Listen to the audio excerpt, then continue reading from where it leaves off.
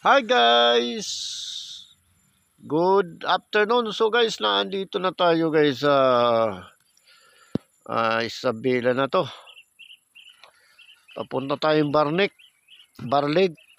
Ayan, sa Eagle. So dito muna tayo nag-stopover dahil yung kasama kong dalawa, iniwanan ako. Ay sila pala naiwanan ko. Dahil kanina, kumain sila, hindi ako niyaya. Shout out sa yung dalawa. Kayo naman ngayon iwanan ko. Maghintay na lang kayo doon. Magkita-kita na lang tayo sa doon sa Putops. So ayan guys, bibigyan muna tayo dito kasi ang ganda guys ng lugar. Ayan. So dinaanan na ako ng mga riders na mga na unahan ko.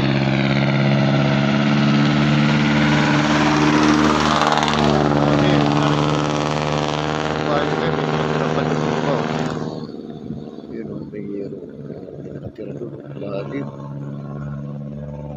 Yan.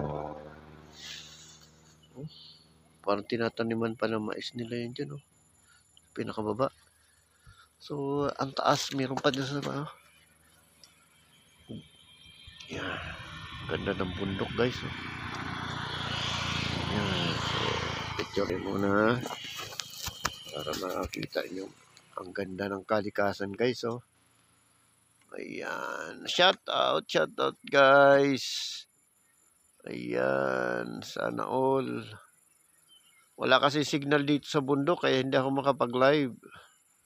So maya siguro magka-signal tayo, magla-live tayo guys. Pero maghahanap muna ako ng makainan, gutom na ako. So ayan, ang kinain natin kagabi, saging lang at saka dalawang saging at saka isang itlog pero tubig, chocolates lang tayo. So ayan, yan ang buhay ng mga indoor riders guys. Hindi ka pwedeng kumain kasi maantokin ka.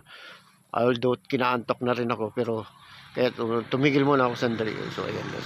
Shout out sa inyo, bye bye. So na tayo, gura na tayo. Maghanap ako ng makainan. Hirap dito sa parting wala naman kaya mabilhan dahil linggo, hindi pala sila nagluluto pagka linggo.